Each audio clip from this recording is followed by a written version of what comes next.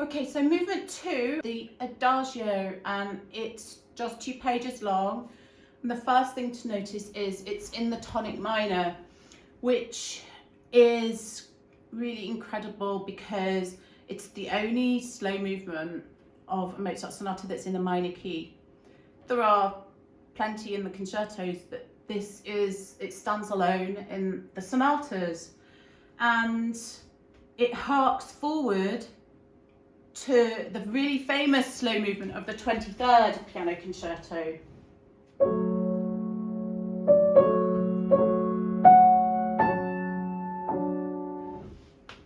It has the same level and depth of pathos, of soulfulness, as that later work, that very famous later work.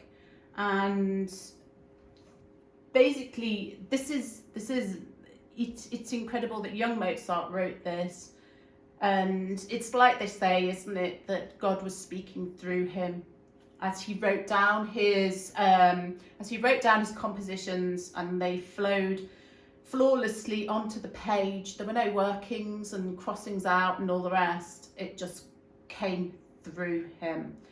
And as we at the opening, it's forte, and it's almost flippant to say that the opening 4 crotchets, the 4 repeated crotchets of the first movement, are here, but the repeated notes are here. The D flat, it's not the kernel of it. The kernel is okay. So you can sort of almost put that aside. When you play the opening bar, it's an impassioned cry from the soul. There's no other way of describing it. It just does this to your insides as you play it. It is literally, it's sort of indescribable. So I'll just play the opening impassioned cry.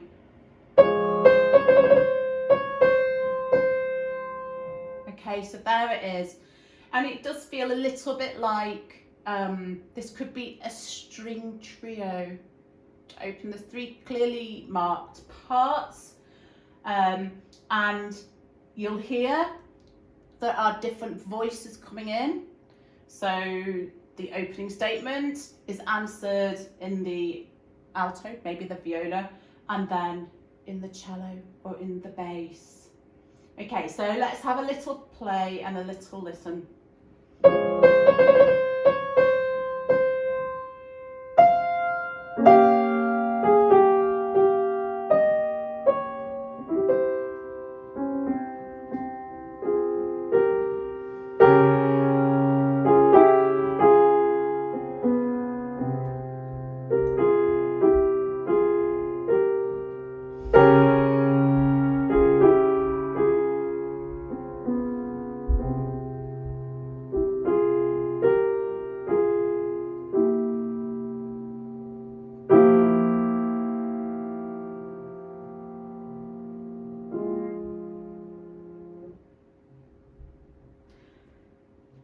So you can feel the tensions in the harmony, the subito fortes, where it's another cry reaching the inner depths from inside your soul. So, and you can hear, did you hear the, and then,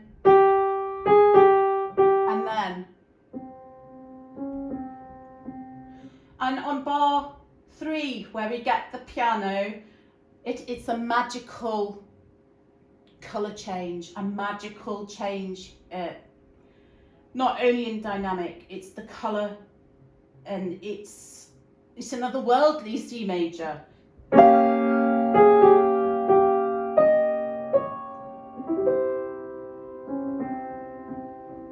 And then it wrenches at you.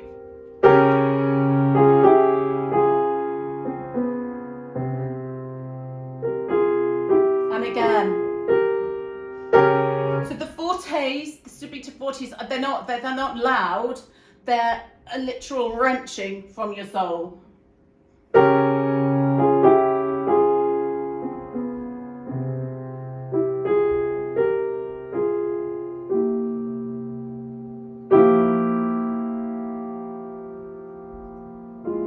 So whenever there's a piano passage followed by a subito forte, you know this is going to be heart and gut wrenching, basically. The dotted rhythm feature that introduces it, which is the same, and the 23rd piano concerto that I mentioned, the Adagio from Bear, it's a semitone up. So this is F minor, the 23rd piano concerto Adagio is F sharp minor, which is quite amazing, isn't it? If you just listen to the, and now listen, even the rising fourth. For playing, basically listen to each voice and each line as if it was a different instrument. So where you have your melody in the right hand in third,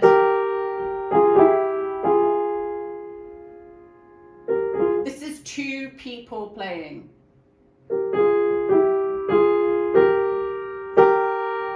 It's not like just voice the top and the top part, the top of the third is the melody. It's not, it's two people playing. Okay, so it's a really dramatic and magical moment at the end of the opening statement. You have a rest, and then a rest with a pause. And time stands still. So I'll play the bar before. Subito forte.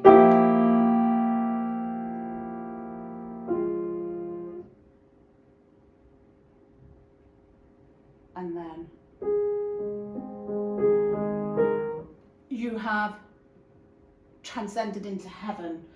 We're in A flat major, we're suspended. It's A flat major in the second inversion, so we are suspended with an E flat pedal on the bass.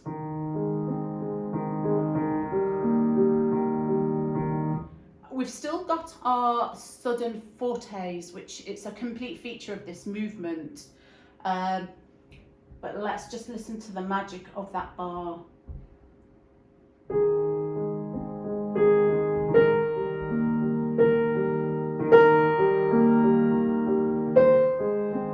And now we sing up a fourth, and then our cadence. So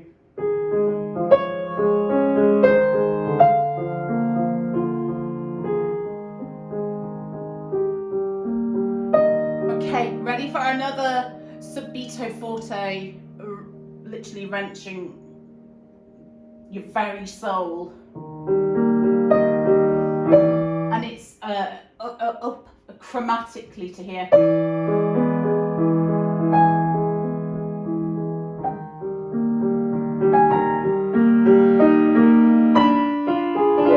Diminished. So you have a moment of heaven and then you're back to whoa. We're floating in the ether. We're not with no bass. We're suspended.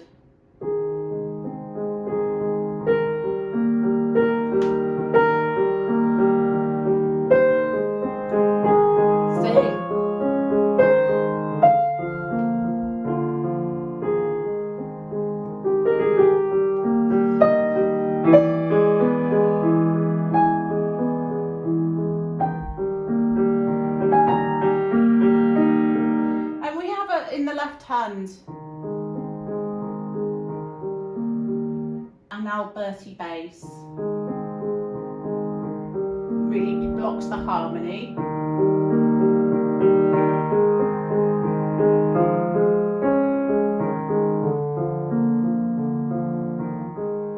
So let's move on to here.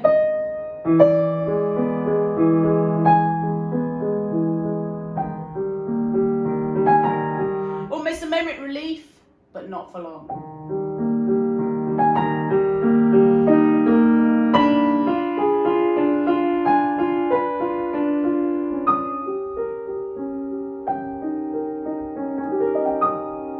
magical harmony.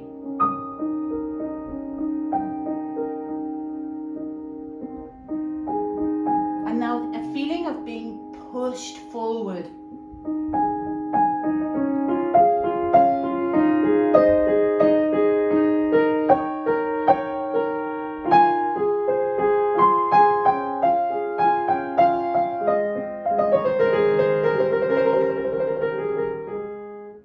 And now it's almost like this is the orchestral tutti now.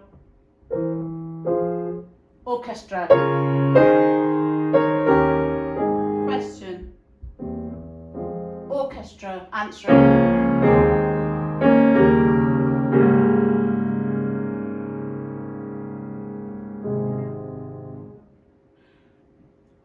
Two quaver rests and then straight on, unless obviously you do the repeat. Let's move on. We'll continue. We'll play just the end of that tutti and move forward, and we'll talk as we play.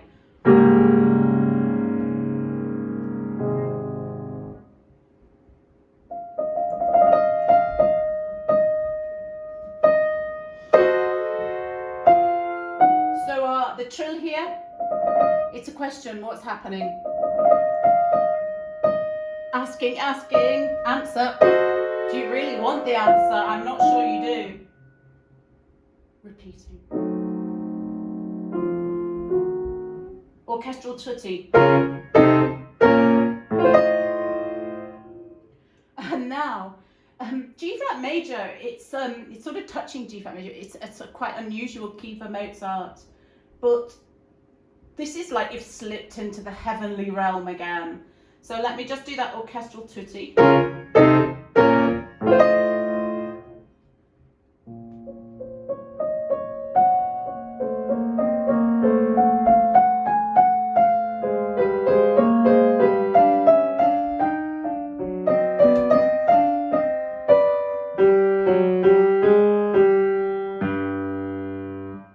So you could hear the voices there, the three, almost like the opening three string trio voices that we mentioned. But this section, it's slipped into the heavenly realm. You need the pedal to create that magical colour, and it builds until this impassioned cry from the cello.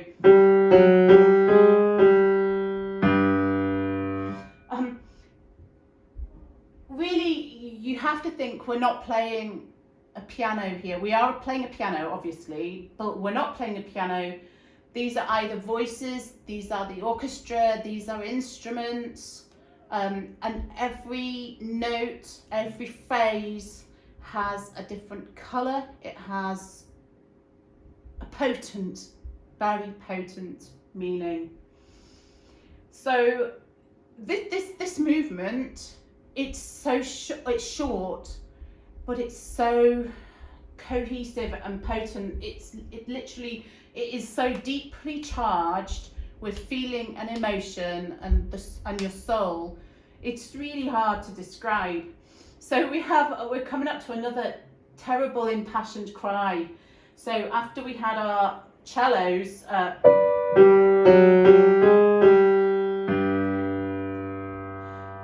it's slightly different here because we have a pause on the G, whereas at the end of the section when there was the pauses and the rests, the note itself was in tempo, then a rest in tempo, then a pause over the rest.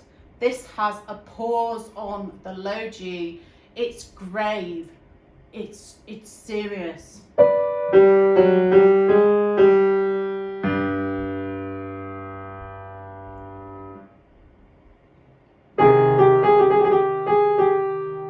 now we have our opening melody in C minor.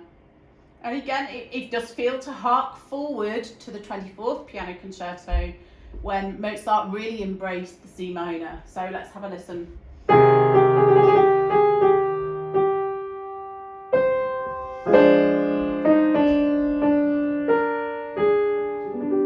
And again there we have our subito piano with our magical C minor going to almost a magical and wistful G major. So let's just hear that.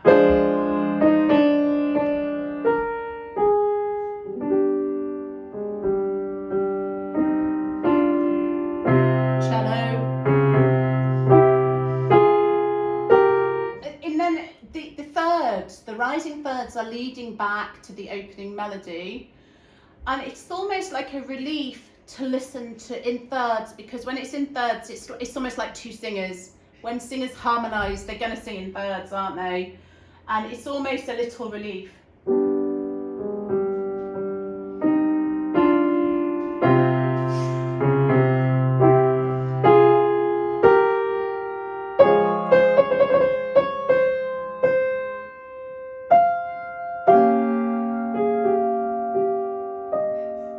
Magical.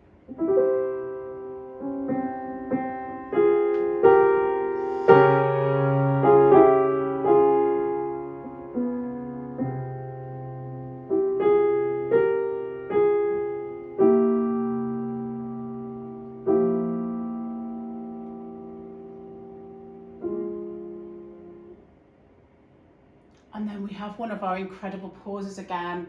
And again, this time it's the note, the F in time, rest, pause on the rest. So let's listen to that.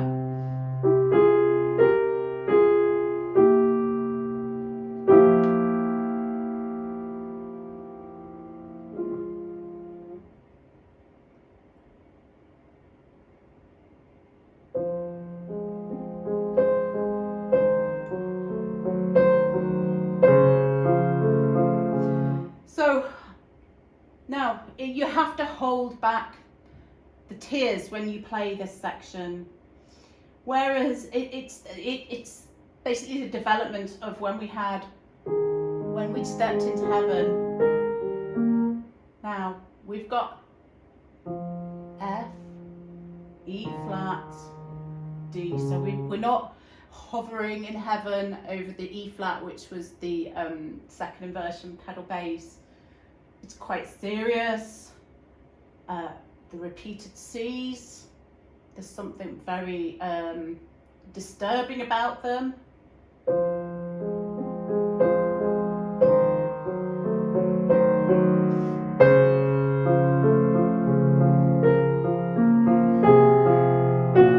Touching on G flat major.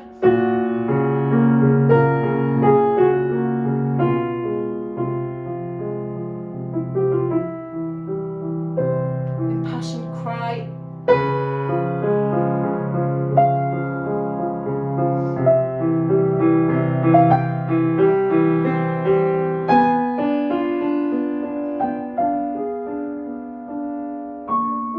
Surprise.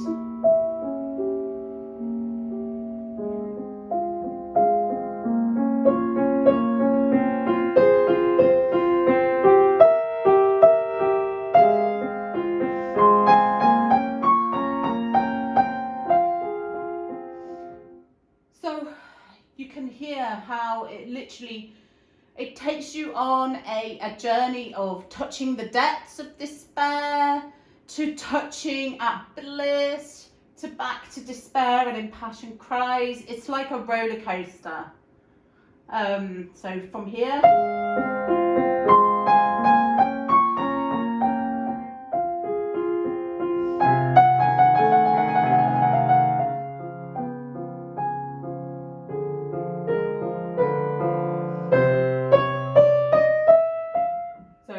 The chromatic ascending scale, which is another cry.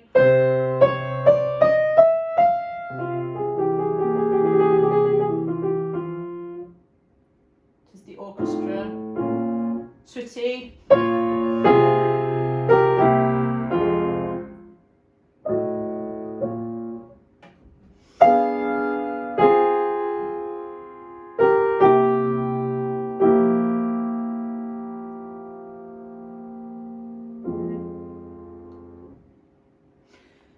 So I hope that's given you an idea of the depth of the Adagio.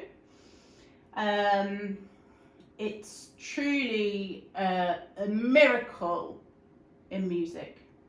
I remember when I first played this, I think I was around 15, and my Professor Yu Chun Yi, who was at the Royal College of Music, he had gone to the Far East for summer for doing various teaching and concerts, and he said, Louise, your project for the summer is to play as many of the Mozart sonatas as you can.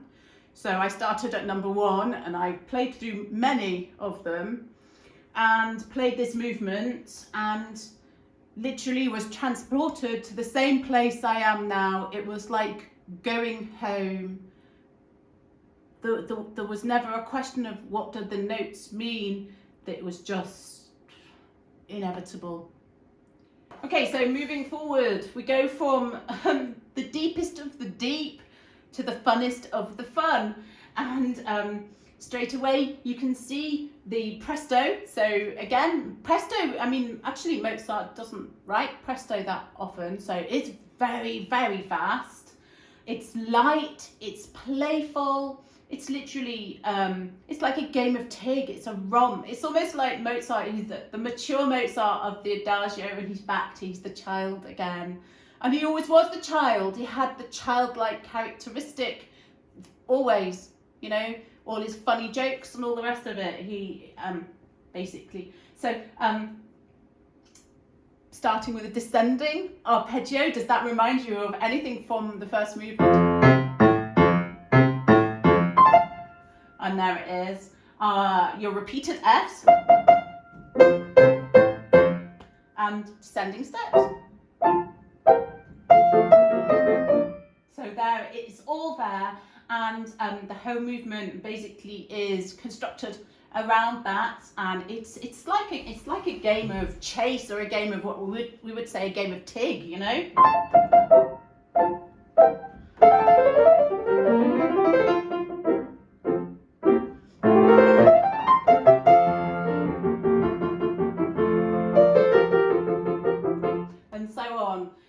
So everything needs characterizing. Question, softer, playful. And then off we go. Forte. What I quite like doing on this forte is drop and grow for excitement. Sixths, so more mellow.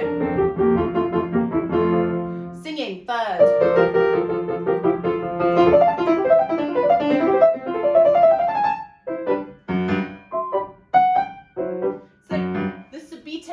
Subito forte that's been cropping up throughout the whole piece.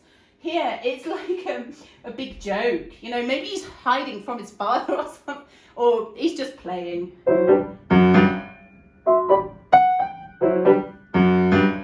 And then a pause on the rest, so it's really funny. And now we'll play.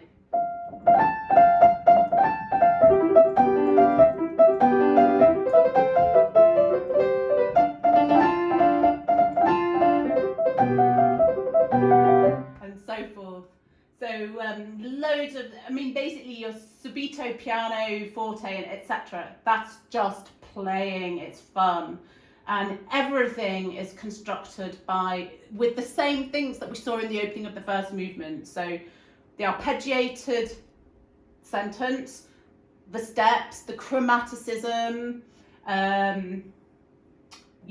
chromatic.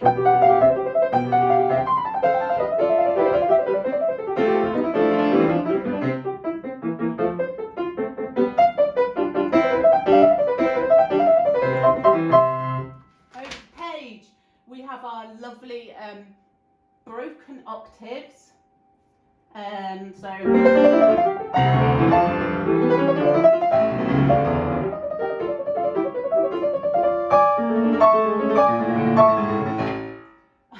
everything's a breakneck pace, and you still have to get all your character in there.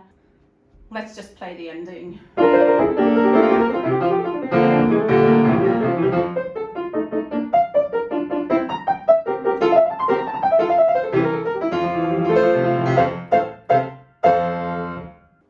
So why Mozart loved to perform this sonata. It's got like the whole world in it, the gamut of expression, fun, playfulness, exuberance, drama. It's literally got everything. I hope that's been an interesting, just little glimpse through with some thoughts. And obviously have a watch of the full piece with the score here. All right, thank you for watching, and I'll see you next time. Bye, everybody.